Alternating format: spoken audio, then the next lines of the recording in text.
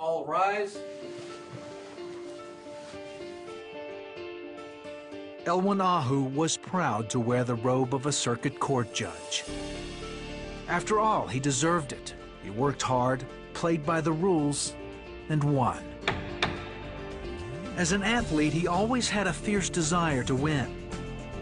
And he was smart. Smart enough to cruise through college with little effort. He even got into law school. But that's where things changed. I'd cut out of class, the same that I did in undergrad, thinking that I could carry on in law school. But he couldn't. He flunked a class and the school threatened to dismiss him. Elwin refused to accept failure and came up with a plan. I figured out a way on how I could get through these classes, and I found out several rules and principles that I needed to apply, and it became a game to me. If I know the game, if I know the rules, I can pass. And I did.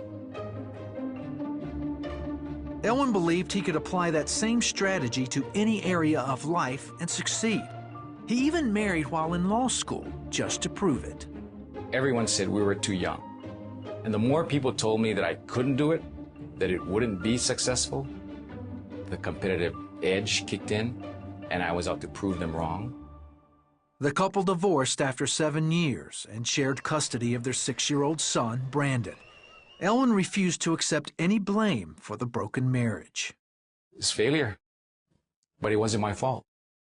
I played by my set of rules, and it was her, my perception at the time. It was because of what she failed to do that created this breakup. Elwin's professional life as a litigator was soaring. His drive to win made him a powerhouse in the courtroom. I love trial work. To see the jury come to a decision that you had been advocating, even though you didn't stand a chance walking through that courtroom. Is the answer. His success as a lawyer eventually landed him an appointment as a circuit court judge. His personal life, on the other hand, was a mess. He had remarried into a blended family and was determined to make it work his way. I step in, knight in shining armor, save the day for everyone, play by my rules. But that only created tension. To make things worse, he damaged his relationship with his son, Brandon.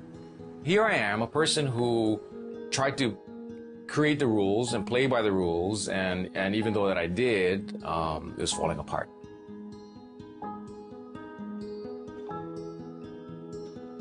It wasn't like when I got the F in law school, I could come back stronger. Listen, I'm getting another F.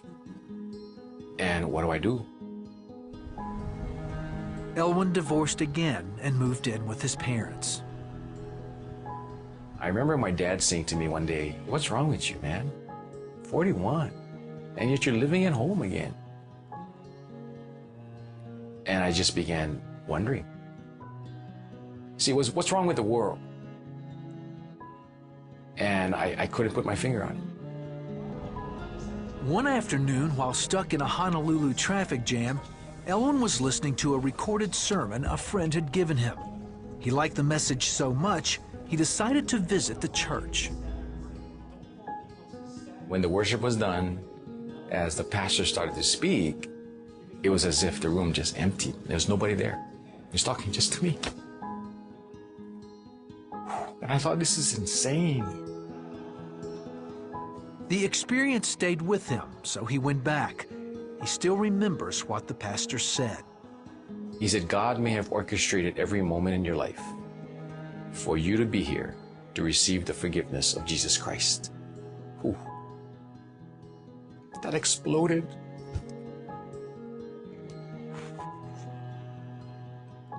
Because for the very first time, I came to realize that it wasn't anyone else who was wrong. It was me. That I needed forgiveness. Elwin realized that forgiveness comes through Jesus Christ. He also felt he needed to set some things right. I needed to not only receive forgiveness from the Lord, but to go and ask for forgiveness from now my 2 ex-wives. And And that was an interesting journey. He also asked his son Brandon to forgive him because he felt like he had failed him as a father. But Elwyn says God had already been at work in Brandon's heart.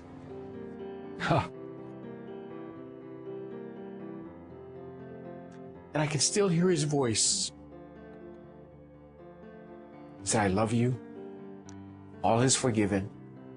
Let's start over.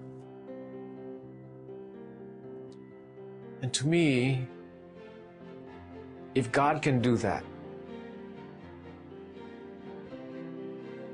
then God can do anything.